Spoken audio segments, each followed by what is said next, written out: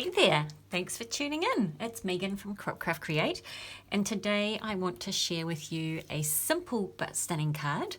So this card has been created using the In Full Bloom paper suite from Close to My Heart. So this is actually using the card kit that comes, that is available from Close to My Heart. And let me show you what I mean by card kit. So you have the option of purchasing this card kit, and with it you can create, you get these instructions, full instructions to create 4 different cards, and you have all of the materials in there to create 4 each of the 4 cards, so 16 cards in all. So it's a pretty awesome program. Additionally, so you'll see these 4 cards here. So you get the papers, you get this stamp set, and it's a stamp and thin cut set. So the 2 things in blue are the thin cuts, and the only way you can get the stamp and thin cuts is by buying this card making kit. So obviously this comes with the instructions, but I always like to show you how you can do other things with the card kit. So if you want to do something different, or afterwards, different ways that you can use it. So I've created a really simple but absolutely stunning card using this. And it's pretty easy to say stunning because the In Full Bloom paper, which this is one of the pieces of it, is just so gorgeous on its own. So the little card that we're making is this one here. How gorgeous is that? Now I'm going to just stand up and check that you can see everything that I'm doing. All good. Hopefully, all good. I'll find out at the end, right? Okay, so let me show you how we do this. I have pre-cut the pieces just to make things easier for showing you online. Good. So I have my base piece and my other one. And I'm going to grab my black ink, and what I'm going to do is I want to just define the edges of these pieces a little bit more than they already are. So you can see in here they've just got this little edge, and I don't want to daub it. The daubing is quite a, it's quite soft and goes more into it than I want. I want quite a sharp look. So I just grab my piece of paper and I swipe across, okay? So you don't want to go like this, you'll end up damaging your ink pad, but you just want to swipe gently across, and you'll see it just puts a nice little edge, sharp edge on there, which really does show up when you have a white base. You can see the difference. It's subtle, but it's definitely there, and especially when you have a paper pack that does have these black elements, it's really nice. Okay, so that's my base piece done, and then I have this piece.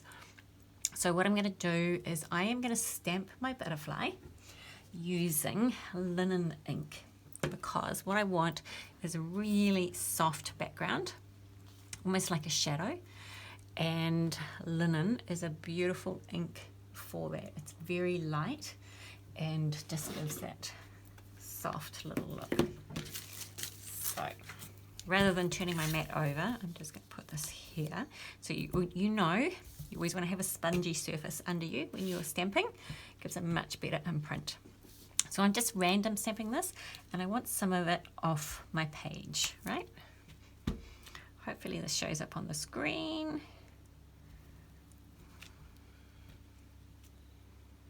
I want a full one there. And I want to come off there, and maybe just a little bit more down here. Okay, so I've made just a gentle little background. Okay, so that is my base piece all organized. Okay, next up we have the little happy birthday sentiment. And I am using, and I'm sure I gathered all of my materials before I sat down so that I could do this seamlessly. And of course, my little black pieces seem to have walked. Okay. I'm going to show you in theory. That might be the easiest way. So this is this is my little black piece that I have already created. So what we would do to do this, so this is actually heat embossed. So I'm using a little stamp.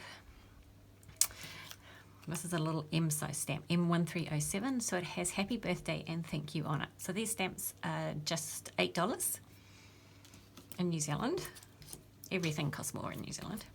So the first thing before we heat emboss, you want to use an anti-static pouch just to wipe over your piece of paper, and that is going to mean that when you put your embossing powder on here, that you don't have excess powder going everywhere. So we would stamp this using Versamark ink. So Versamark ink is the ink that you do with embossing, and you would just stamp it like you would normally, stamp it on there once you've done the anti-static pouch over it, and then you pour white embossing powder over the top of that, shake it off and heat set it. So I will try and do this at the end once I find all my bits and pieces. So just imagine that. There's our third piece. And then lastly, we have our butterfly, okay? So I tried a whole bunch of different mediums to colour this. And what I loved, I just found my black piece. What I loved the most was using my watercolour paintbrush with Distress Oxide inks. So I'm going to get my all-purpose matte, and I'm using Peacock Feathers ink. I'm just putting a little bit of ink on my mat.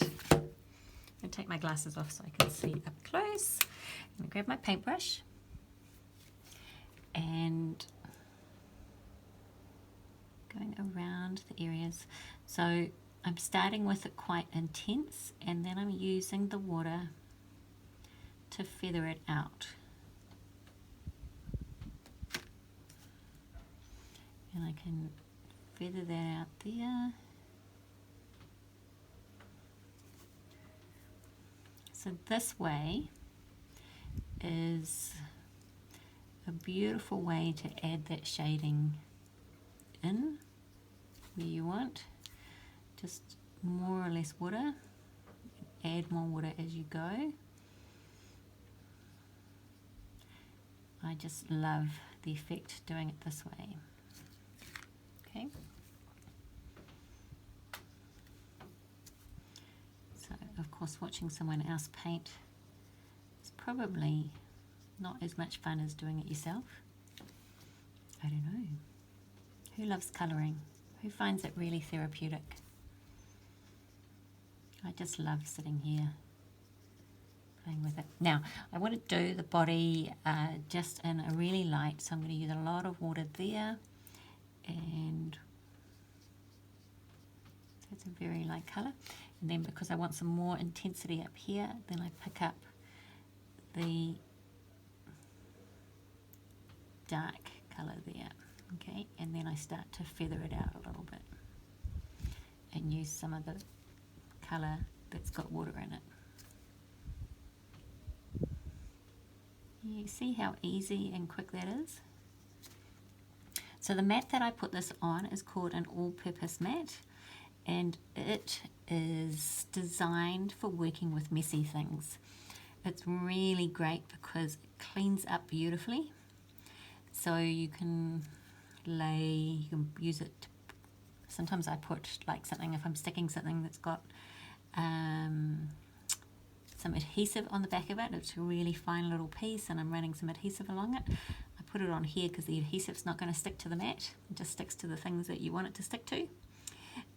It's great for inks and all of that kind of jazz. Okay, and you just add more colour in as you want, and it cleans up. You just grab a baby wipe and wipe it all off clean. Who doesn't love something that cleans up easily? What do you think? Let's do a little bit more intensity in there. So you can see how you can carry on playing with it. And I'm just going to squeeze the water out of here to make sure that that runs clear and that cleans my brush tip. Okay. So we have our butterfly that has been painted using the oxide ink. So I will thin cut that now, but I think you get the idea. And then the very last thing, so when I put the card together, your base paper goes on, this goes on flat, this goes on flat. I've used a little heart, so again, these come in the card kit, and there are a range of hearts, and I love these acrylics. They're so adorable. Very modern and trendy and just gorgeous. So there's a range of the little hearts. If you're using the really, really little ones, then I recommend that a glue dot is the best way to adhere one of these. So, and with the glue dots, what you want to do, just stretching to reach my packet, is you want to take the item to the glue dot. Because glue dots are super sticky. So you take your item to it, stick it on, and then pop it onto your card. Okay? Hopefully you can see that onto there. And then you adhere it onto your card. And then you don't have extra mess or glue spilling out when you press it onto the card, etc. So there we go. That's how you create a very simple but super stunning card in pretty quick time. What do you think? Thanks for tuning in. I really appreciate it. See you next time.